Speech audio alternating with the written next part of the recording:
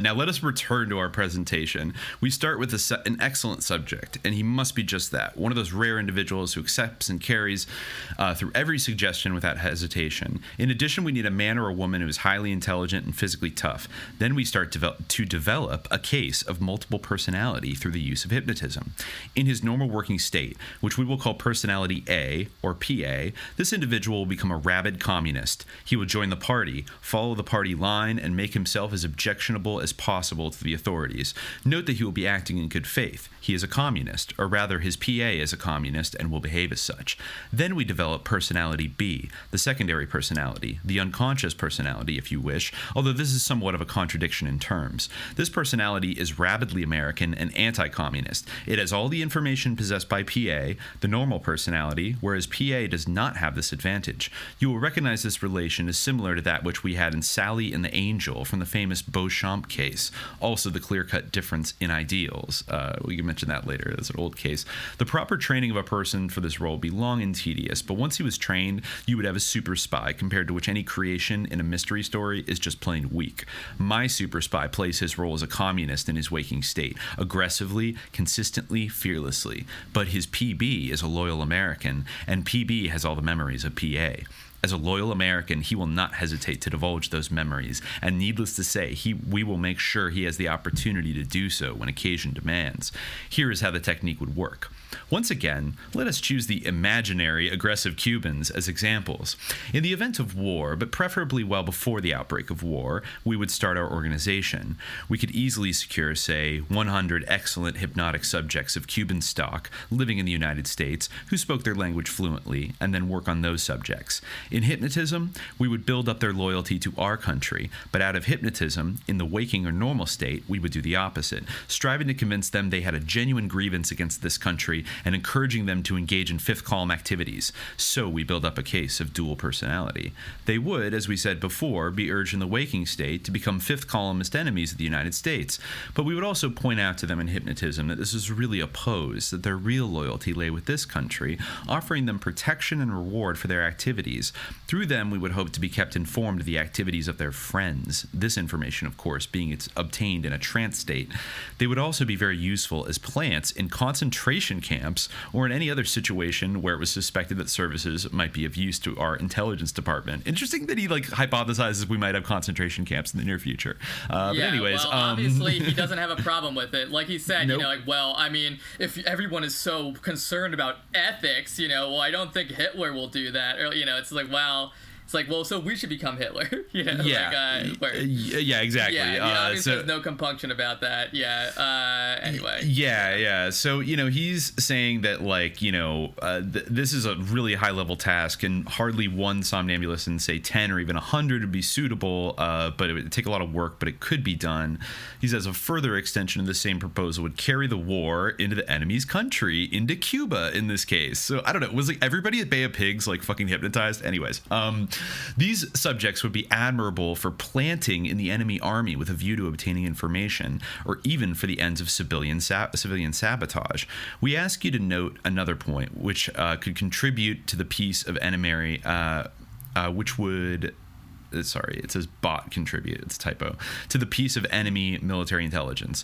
It is impossible to detect men who have been prepared for espionage work by this method. There is no test by which you can discover them. Blood pressure, heart rate, electroencephalograph, psychogalvanic reflex, all of these devices, which we can use to pick up the most subtle bodily changes, are worthless, for there are no bodily changes. Drugs reveal nothing, at least at the present moment. This presents the military with all the makings of a very bad dream. For instance, suppose the enemy places one of these men in an American military intelligence organization numbering, let us say, 1,000. This man would, of course, be trained in reverse English, so to speak. In his normal waking condition, he would be a staunch American. His secondary personality would be that of an equally staunch communist, ready to disclose any secrets obtained by personality A. He would be just as dangerous an individual as anybody could imagine. Suppose that the chief of that organization had reason to believe believe such a person existed, but did not know who he was. The search for the proverbial needle in the haystack would begin. The chief couldn't count on an American research hypnotist for much help. The super spy was made, according to specifications, by an equally able hypnotist on the other side. They both know their business, and they both know that the matter of detection is almost hopeless. The chief has only the methods used to locate an ordinary spy, and this man is as immune to these methods as a human being can be. In his waking state, he's a loyal American. The right hand literally does not know what the left hand is doing, and no one would be more surprised than himself to discover that he was the blackest of spies. This one fact gives him great protection. Yeah, he talks about, that basically if you question him, he has no conflict. He says mental conflict, avoiding mental conflict is like a linchpin of his approach to hypnotism. He says, in psychology, we hear much about mental conflict. In hypnotism, we do everything possible to avoid this conflict, especially in the field of ethics. When multiple personality appears spontaneously, as we know it does, it is a device on the part of the mind to solve this matter of conflict. The personality splits, one part acting under one group of ethical ideals, the other governed by the conflicting group. Under this adroit arrangement, there is no conflict. Goethe said that he had the makings in himself of gentleman and of a rogue. Many of us are in the same situation, and at times the conflict can become quite acute. In a case of real multiple personality, the conflict is eliminated. The gentleman goes his way, the rogue goes his way, and both are quite happy with the arrangement. So a synthetic hypnotic spy with a dual personality is extremely hard to detect. Then what can be done about it? See if you can follow this next move, one which we shall dub the counter-mining technique. There's a diversity of techniques which can be employed.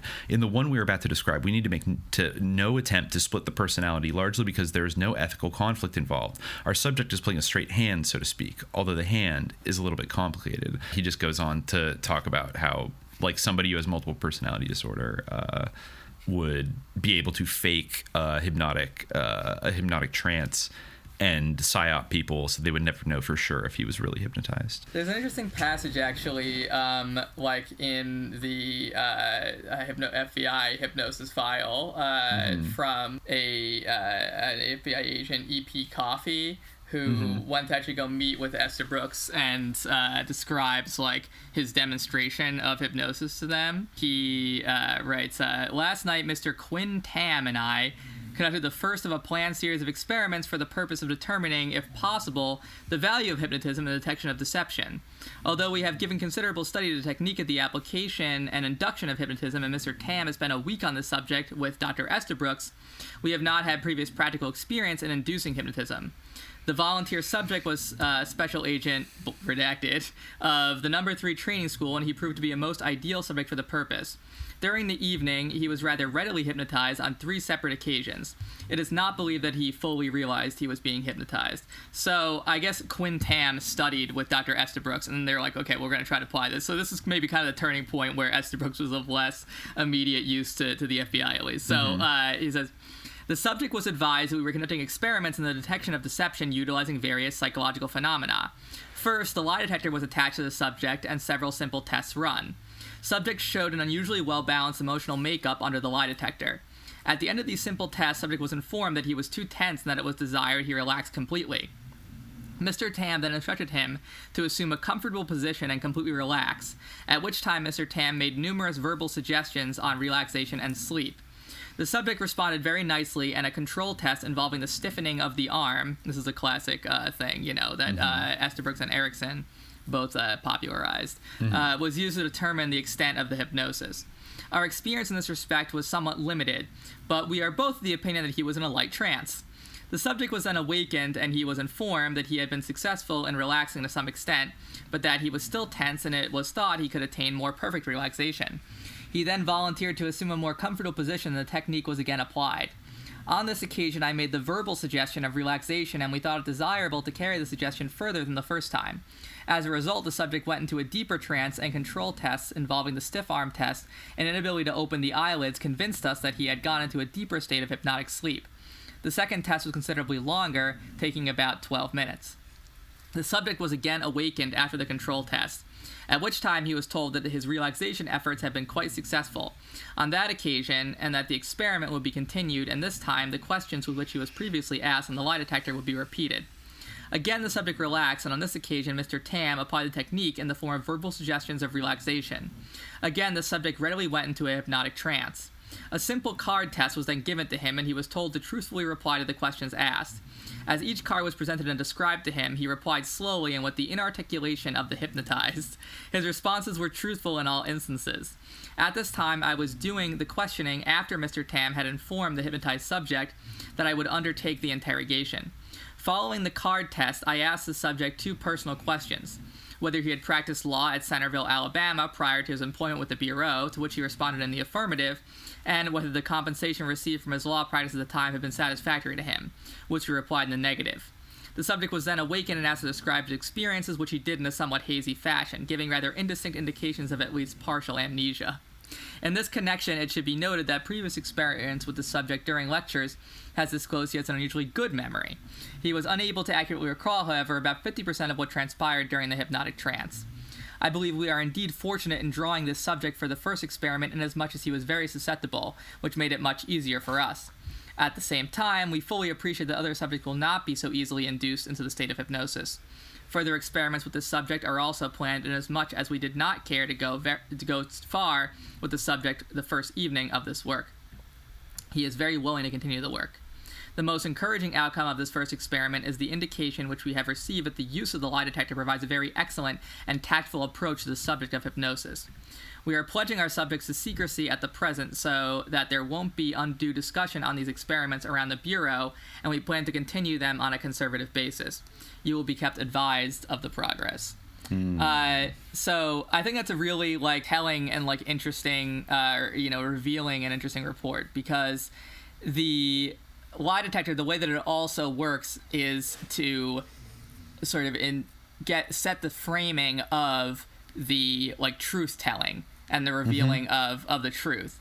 And I think that is something that is kind of important. I read, it's definitely more apropos to Erickson, but Estabrooks in many ways, except for the whole thing of only 1 in 5 people, which I don't think Erickson subscribes to, and certain other differences, like his sheer enthusiasm for, weaponizing hypnosis maybe. Yeah. But, he was mostly an Ericksonite. And I did find this interesting article called From Erickson to Attribution, Attaching Meaning to Hypnosis, which is from the 90s, I believe. It was published in, a Perceptual and Motor Skills Journal.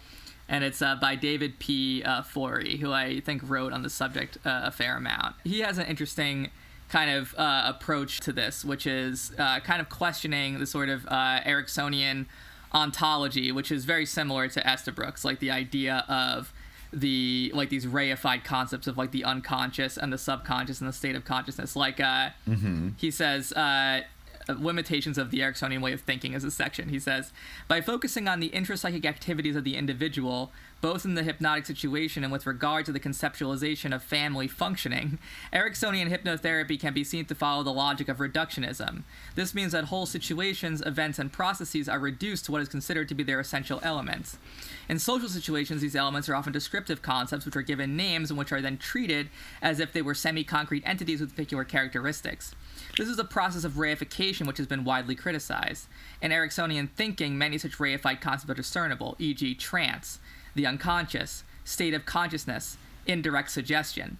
It has, for example, been shown that the use of indirect suggestion rests on a whole series of reification processes which restrict the hypnotist on both a conceptual and practical level. Furthermore, the reified concepts are seen to be connected to one another through linear cause and effect. For example, indirect suggestion causes a bypassing of the conscious mind to reach the unconscious, which causes it to react in a certain way. And by adhering to a notion of objectivity of observation, this linear process is regarded as independent of and influenced by both the hypnotist and the situation. It is as if, following this example, a, quote, indirect suggestion is given much like a pill, and it then also works much like a pill. It reaches its intended destination and has the intended effect regardless by whom and in which circumstances it was administered. He gives an example of this, dentist thing where he trained people to, he came up with this idea, which is very of interest to all the intelligence agencies that were interested in Erickson and Estabrooks as well, which is, of course, the idea of like rapid inducing hypnosis, because in seconds. Prior to that, it's like, like TikTok, like swinging the like Freud swinging the pocket watch or whatever, So he basically adopted this idea. He says a good example of the limiting effects of this kind of reasoning can be found in the development of and investigations into rapid induction analgesia. Barber found that by visiting dentist surgeries, offering patients greater comfort during dental procedures, and then acting in a certain way towards these patients, he could get 99% of them to go through various dental procedures, many of them very painful ones, without requiring chemical analgesia. This was indeed a finding of major importance.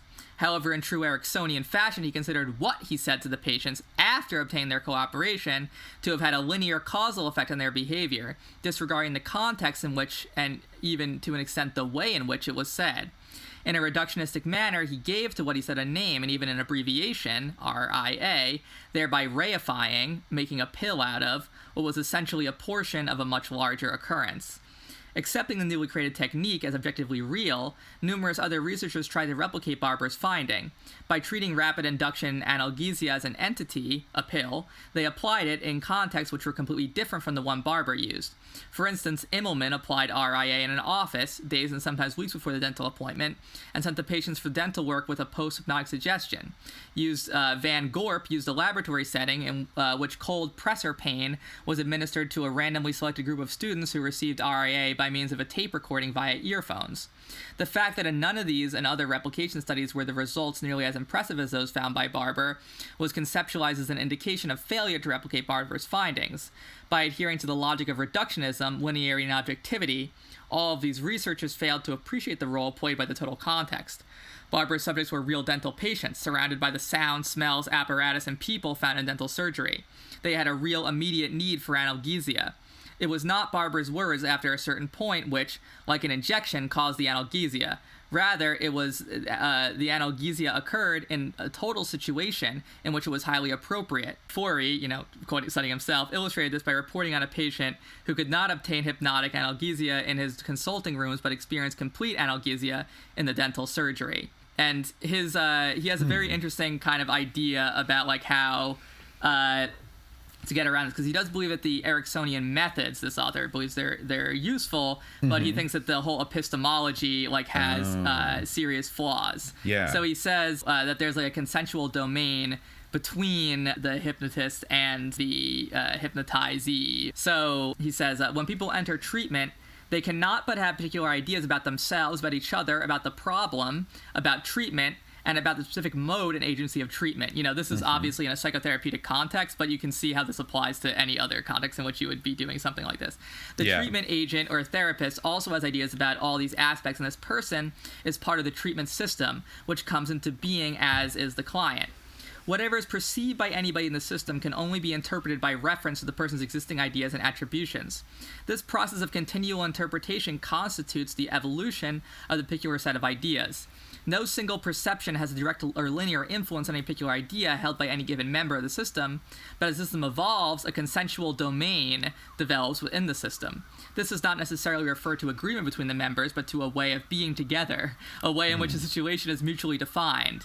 Even if, for example, a couple is in continual strife, there is an implicit consensus that blame, anger, resentment, etc. can be expressed, and that actions which are perceived as in accord with these sentiments can be carried out, such as shouting, gesticulating, and even possibly assaulting of the other.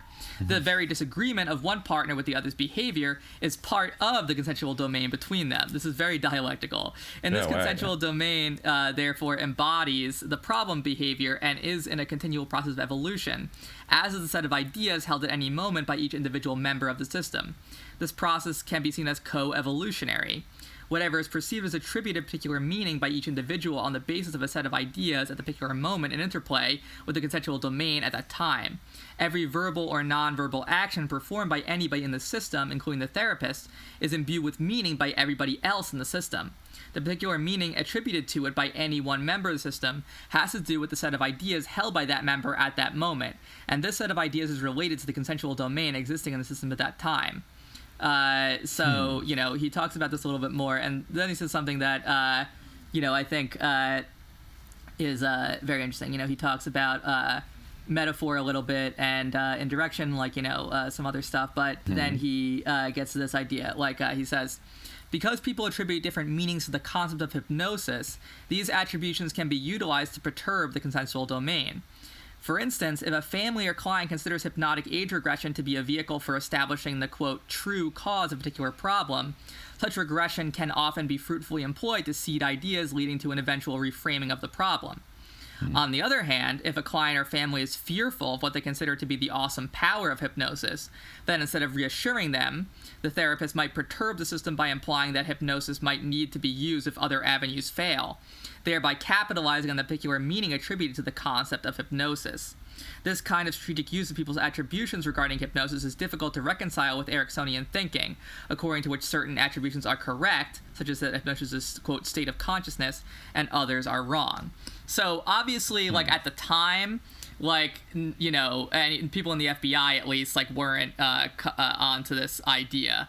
But I do think that this is very interesting and has, like, a whole relevance to the way that, like, predictive programming, like, conditioning, like, things like that, like, work, or the way that, like, things like hypnosis, like, really work. Like, you can see in that report from 1939 with the FBI agents how, like, you can see a model of how the sort of consensual domain, or that, like, the conversational system domain or whatever works between them. Yeah, exactly. I mean, like, you could almost think about, to cop a term from our favorite anarchists, like, manufacturing the consensual domain.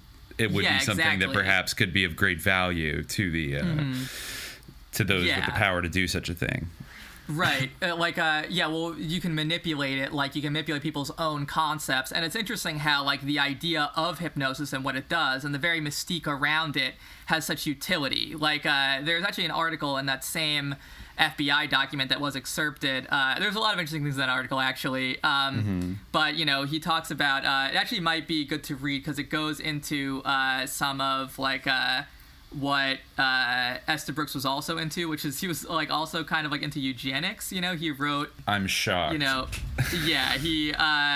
might and also, like, psychological, there's one part where he starts to bring up at the end of that chapter, maybe before we totally move on from it, because he invokes Erickson and talks about he starts to get into, like, what the future applications ought to be in his view for this type of hypnotic programming and stuff, and what the ramifications for society could be ideally, and also, like, the Cold War aspect of it. So I'll just a couple things I excerpted here. Near the end of it, he says, the writer admits that no one knows the effectiveness of these proposals that he's outlined. No satisfactory experiments have yet been done on the subject. As we've said, M.H. Erickson has done excellent work proving to his satisfaction that such uses of hypnotism would be quite impossible. But W.R. Wells and L.W. Rowland have done excellent work proving just the opposite. So we may cancel them out with a strong scientific presumption that in certain cases, at least, it is possible. It seems to the writer that this conflict is largely due to operator attitude, a fact largely overlooked up to now, which has a strong clouding effect on many experiments.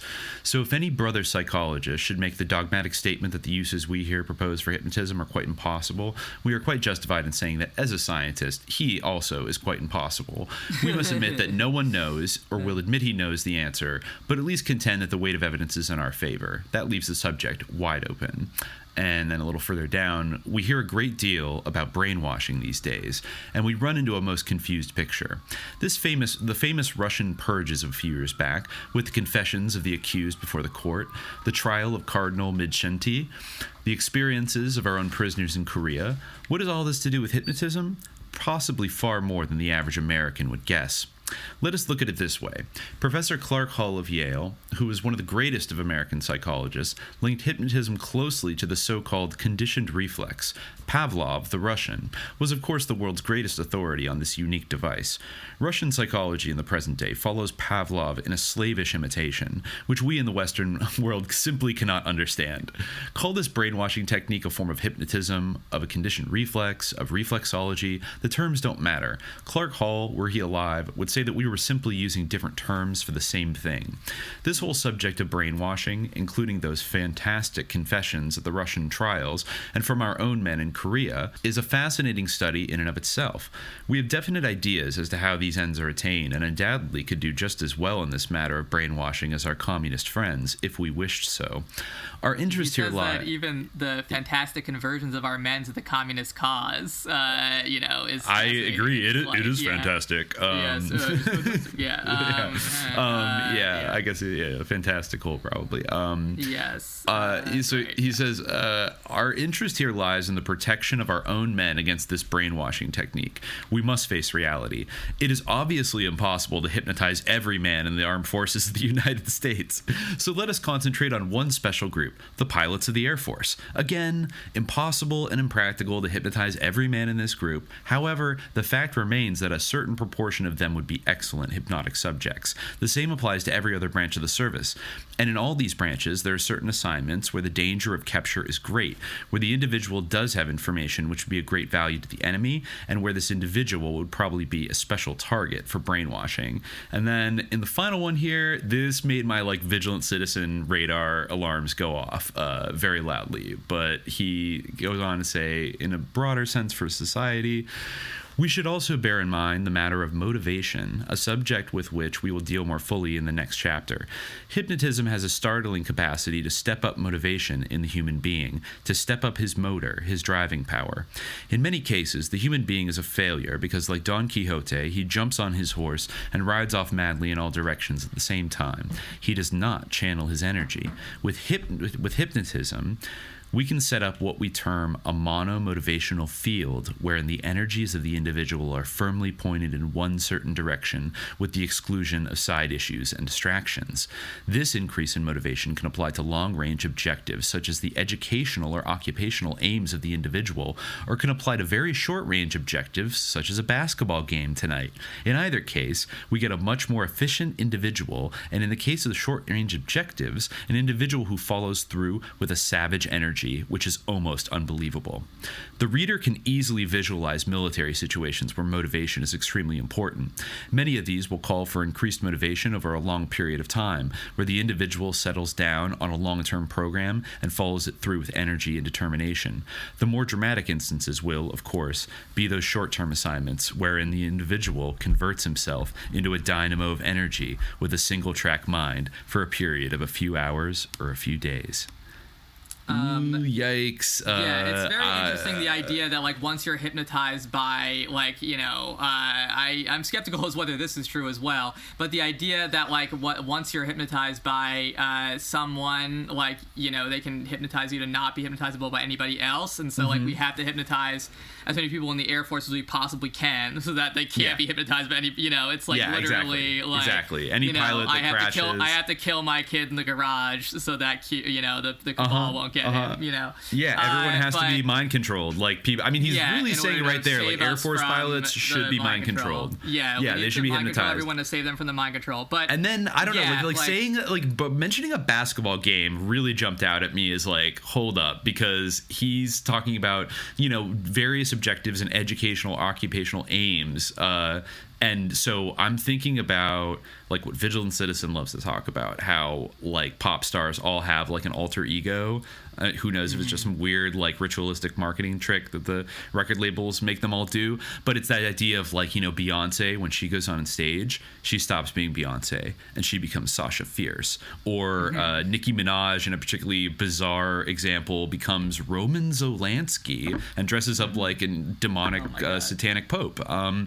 Cool, yeah, exactly. And basically you have multiple kind of things like that in pop music, and then you have it's hard to say. I'm not a big sports person, but I don't know. I did watch the Super Bowl last month, and it's interesting watching, I think a lot of people might describe some of the greatest athletes as being in a trance when they're in the game. They're quote, in the zone, right? Tom Brady didn't smile or talk to anybody the entire Super Bowl, even when he was winning by, 20 points or whatever. And then at the end, it's the hypnotic trance broke as soon as the whistle blew.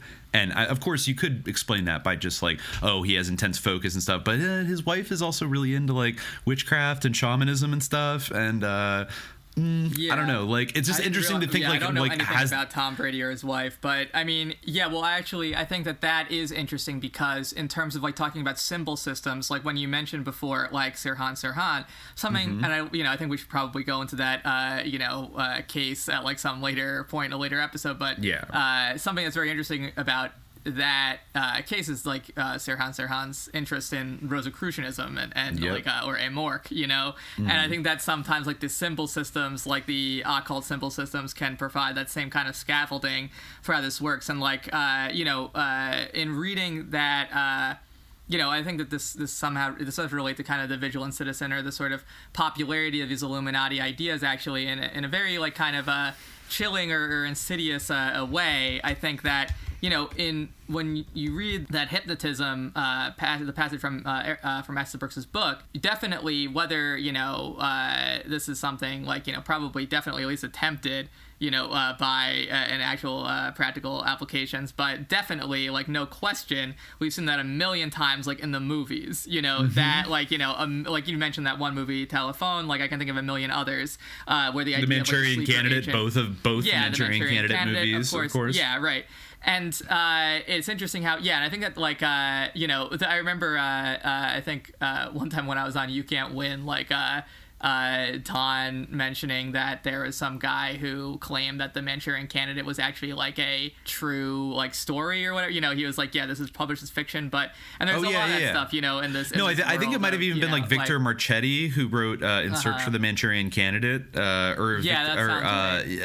Marchetti or Marx was the other Marks. I forget his first name. But either way, it's interesting to think of how that like conception, the idea of how hypnosis works, like the idea, like is something that can actually be support to the use of hypnosis in that way, like the expectation that like I'm gonna be a sleeper assassin or whatever, like based on seeing a million such movies, like or having the idea out there is actually like probably one of the biggest supports to anything like that actually being possible, in the same way that like the idea of like what the brainwashing that other people do is a support to this idea of brainwashing is a huge support to the actual practice of it, or the tenability of it as a real thing, especially when we're dealing with this like very nebulous terrain of the mind.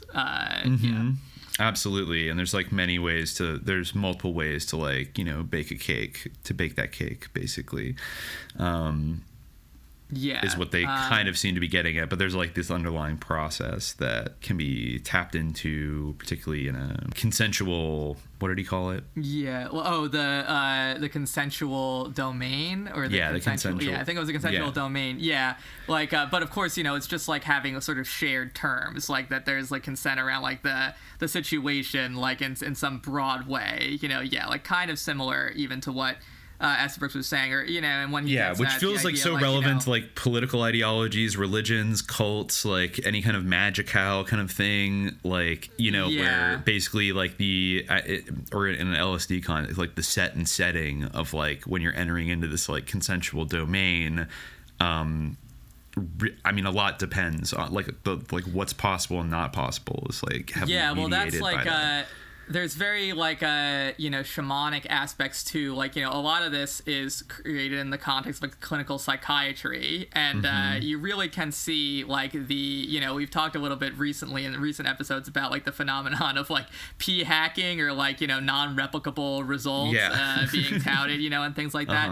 I actually and it's interesting that Erickson says like Pavlovian sort of behaviorism or that type of thing, behavioral conditioning versus hypnosis, that's like the same thing, whereas like we don't necessarily think of those things as being comparable. We don't think of Pavlov as being a hypnotist, like that's very different, like the way that these terms have a very fluid meaning, and like they aren't necessarily like ontologically fixed ideas. But I read in the process of doing research for this, I stumbled upon like recent work that had been done, like sort of re-exploring the Milgram experiments, the famous electroshock. And apparently this researcher who had sort of gone back into Milgram's work sort of discovered that really, like, the famous statistic of, like, 60% of people went along with it or something, that's, like, only from, like, one group of 40 that participate out of, like, 700 people who participated in the experiment. That was, like, so basically, like, he chose the group that, like, suggested his conclusion really most clearly. I did hear that it's not replicable basically anymore. They've gone back and looked at it and found that it's basically kind of an illegitimate experiment that sounds like it was kind of used to like psyop everybody from the scientific community to the public. Yeah, well, it had like a sort of ideological function that this researcher actually spoke to NPR. She also wrote a book called Behind the Shock Machine. Gina Perry is her name. But she actually went into it like because she saw Milgram as like a misunderstood genius who people kind of had been developing negative views about because of how challenging his work was for revealing these troubling truths about human nature. We're all just dirty little totalitarian piggies on the inside, right? Yeah, that need to be controlled. So what she found was that over 700 people took part in the experiments. When the news of the experiment was first reported and the shocking statistics of 65% of people went to maximum voltage when the shock machine was reported, very few people, I think, realized then, and even realize today, the statistic applied to 26 out of 40 people. Of those other 700-odd people, the obedience rates varied enormously. In fact, there were variations on the experiment where no one obeyed. And a lot of them actually, similar to what we're talking about, where, like, people will stick their hand into, like, a rattlesnake cage in a lab setting because they feel that, it's not really going to hurt them. No harm will come to them. Yeah, exactly. Yeah. A lot of people were able they actually knew or able to figure it out that there wasn't, this wasn't real. And I imagine they would have to be. It's another one of those things like, oh, people were just so stupid back then. But, like, really, I don't know. And you're doing it. Didn't they do that at Stanford? So I would imagine you getting a lot of Stanford students. Yale. So is it Yale? Of course. Yeah. Did he do it at Stanford? No, you're right. You're right. It's at Yale. I just thought it was the same as Stanford Prison Experiment, but which had a similar kind of conclusion. Really flawed, like bizarre. Well, that's the thing. The entire not scientific by any sense of the term. Like, really, not at all. Except the really fluid sense of the term, where like we realize that like these supposed like facts and logic and assailable methodologies are really much more qualitative and much more like subjective than they represent themselves as being. Absolutely. And in fact, the whole model and the whole ontology is part of what is like the self-reinforcing cycle that kind of makes them work in a way, it's just like we talked about Chomsky's academic work being so like ideologically productive and in some cases necessary to like early cyberneticists because it gave them kind of a deeper ground, like philosophical grounding for what they were doing instead of just building like electricity boxes.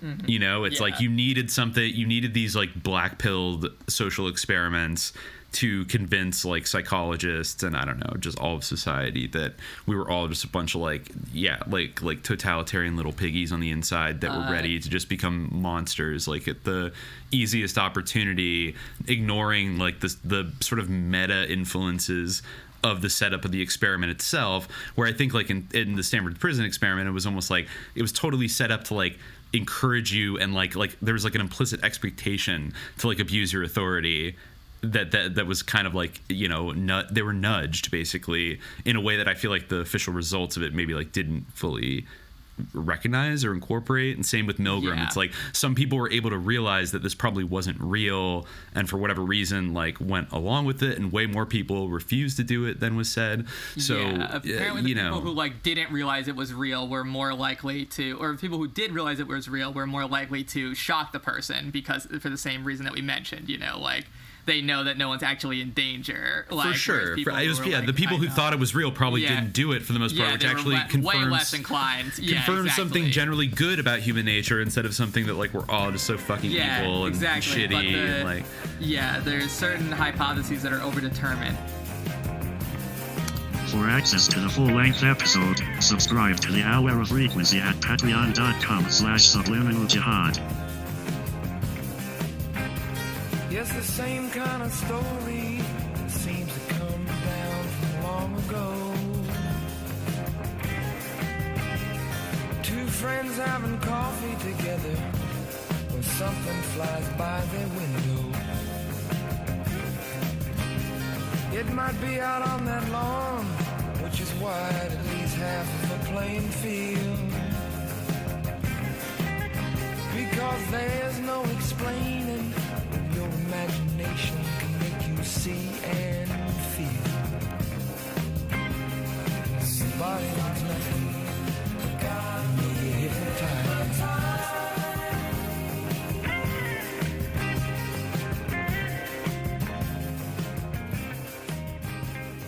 Now it's not a me.